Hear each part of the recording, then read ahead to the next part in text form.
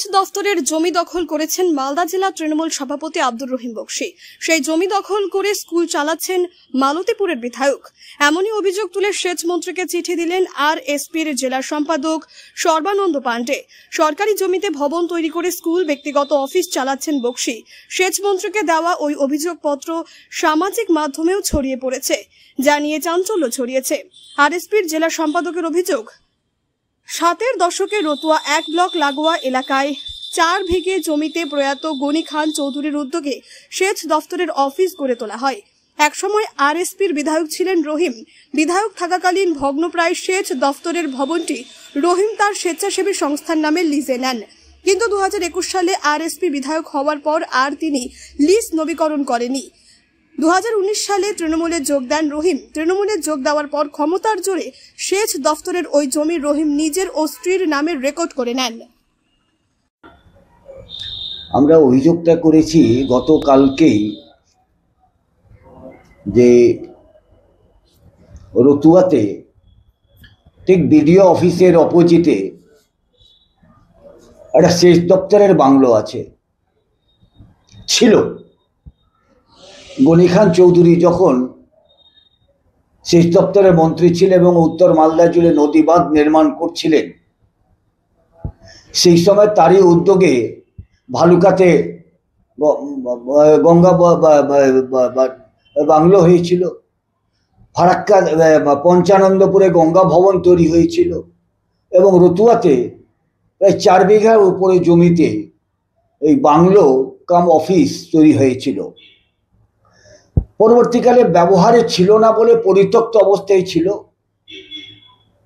এবং আজকে তৃণমূলের যিনি মালদা জেলা কমিটির সভাপতি, মালতীপুরের বর্তমান বিধায়ক, এক সময়ে মালতীপুর থেকে আরএসপির বিধায়ক ছিলেন, তিনি ২০০৮ সালে তার এক এনজিও আছে Malda north Malda rural development society, তার নামেই তৎকালীন সেচ মন্ত্রী সুভাষ নস্করের কাছ থেকে লিজে ওই বাংলোটি নিয়েছিলেন। সেচ দপ্তরের বাংলো লিজে নিয়েছিলেন এবং লিজ দেওয়ার আগে রাজ্য সরকারের পক্ষ থেকে ওই বাংলোটাকে নবীকরণ করা হয়েছিল, একদম গোটাটাই পরিষ্কার পরিচ্ছন্ন করে নতুন করে সেই বাংলোটাকে তৈরি করা হয়েছিল। তারপরে তিনি লিজ নিয়েছিলেন এবং লিজ দেওয়ার পর লিজ চলতেই তারপরে তিনি রিনিউ বন্ধ করে দেন।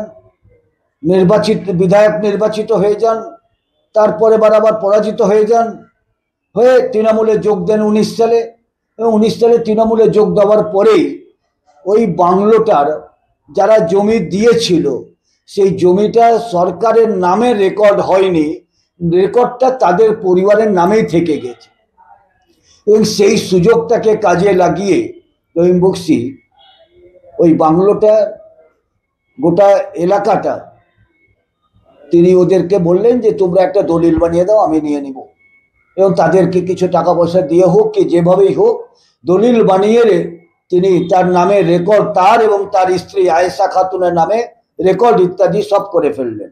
জায়গাটা হচ্ছে একদম রতুয়া বিডিও অফিসের অপোজিটে, একদম রাস্তার উপরে, কয়েক কোটি টাকার সম্পত্তি সেচ দপ্তরের। সেই সম্পত্তিটাকে তিনি আত্মসাৎ করলেন।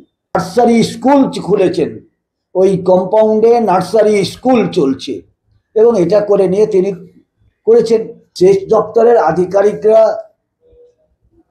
এখন যেটা হচ্ছে যে আমরা সেচ দপ্তরকে জানিয়েছি, কিন্তু সেচ দপ্তরের আধিকারিকদের কিছু কর্মচারীরাও এই অসৎ কাজের সঙ্গে যুক্ত আছে। প্রায় ৪ বিঘা মতো জায়গায় তিনি নিজে স্বীকার করেছেন ১৪ শতক জায়গা একজন সাহার কাছ থেকে নিয়েছেন, আরো কিছু জায়গা অন্যদের কাছ থেকে নিয়েছেন এবং এই জায়গাগুলো গোটা জায়গাটাই তিনি নিয়ে স্কুল চালাচ্ছেন, ওখানে তার অফিস বানিয়েছেন, তো সরকারি জায়গা। এবং তিনি আজকে এখন বলছেন যে সেচ দপ্তরকে আমরা চিঠি করেছিলাম, সেচ দপ্তর প্রমাণ করতে পারেনি যে তার জায়গা।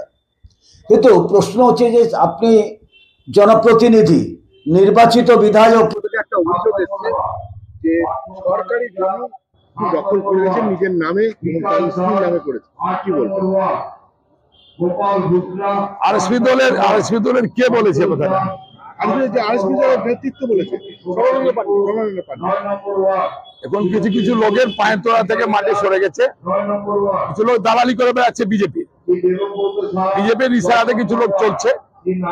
যেহেতু মালদা জেলার বুকে আমি বিরোধীদের অপকর্মটা তুলে ধরার চেষ্টা করি, তারা যে জাতপাতের না মানুষকে ভাগ করে দিচ্ছে, বিজেপির ইশারাতে এই সমস্ত লোকগুলো চলাফেরা করছে, তাদের বিরুদ্ধে কথা বলি।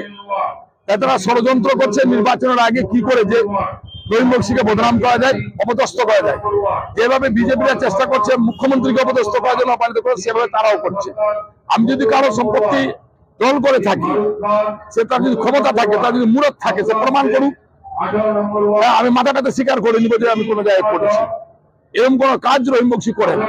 সে কোথায় থেকে পেয়েছে, কি পেয়েছে, আমার ঠিক জানা নেই। সে কথাটা আমি নিশ্চয় যখন দরকার পড়বে, যেখানে দরকার পড়বে সেখানে আমি হাজির হবো, সেখানে আমি প্রমাণ দিব। আর তার যদি বুকে পাটা থাকে, সে প্রমাণ দিবে রহিম বক্সি কথা কি করেছে। এটা একটা বিজেপির চক্রান্ত। আর এই দালালটাকে সামনে করে নিয়ে মোটা অঙ্কের টাকার বিনিময়ে রহিম বক্সির বিরুদ্ধে ধরনের কথাবার্তা বলাচ্ছে। আপনিও কি মুরগি প্রতিপালন করে আর্থিক লাভের মুখ দেখতে চান? হরেক রকম প্রজাতির মুরগির শাবক লালন পালন করে বিক্রয় করে লাভবান হতে পারবেন খুব সহজেই। তাহলে আর চিন্তা নেই, আপনার জন্য প্রচেষ্টা নিয়ে এসেছে সেই সুযোগ। একই ফার্মে হরেক রকম প্রজাতির মুরগি পেয়ে যাবেন এখানে রয়েছে করকনাথ মুরগি, এছাড়াও আছে গিনি, ফ্রিগেল, টার্কি দেশি, এছাড়াও কোয়েল মুরগির শাবক পাইকারি এবং খুচরো বিক্রয় করা হয়। যারা মুরগি পালন করে লাভবান হতে চান তাদের সকলকে আহ্বান জানাই আমরা। আজই চলে আসুন আমাদের প্রতিষ্ঠানে। আমাদের ঠিকানা মহারাজাহাট, রায়গঞ্জ, উত্তর দিনাজপুর। মোবাইল নম্বর 8250428960, 8145717292, 9907063902। শিক্ষাই জাতির মেরুদণ্ড। ছোট ছোট শিশুদের প্রাথমিক শিক্ষা পরিপূর্ণ না হলে আগামীতে সেই শিশুরা সঠিক পথে চলতে গিয়ে হোঁচট খায়। শিশুদের এই শিক্ষার প্রয়োজনীয়তাকে সামনে রেখেই গত 1 বছর ধরে পরিষেবা দিয়ে চলেছে জিনিয়াস এডুকেয়ার একাডেমি। শিশুদের অত্যাধুনিক শিক্ষায় শিক্ষিত করে তোলার একমাত্র বিশ্বস্ত প্রতিষ্ঠান এই একাডেমি। এখানে অভিজ্ঞ শিক্ষক শিক্ষিকা দ্বারা যত্ন সহকারে মাতৃভাষা বাংলা মাধ্যমে পড়ুয়াদের শিক্ষা দেওয়া হয়। একেবারে খেলার ছলে বিনোদনমূলকভাবে বাচ্চাদের এখানে পাঠ দেওয়া হয়। পড়াশোনার পাশাপাশি বাচ্চাদের বিনোদনের ব্যবস্থাও রয়েছে এখানে।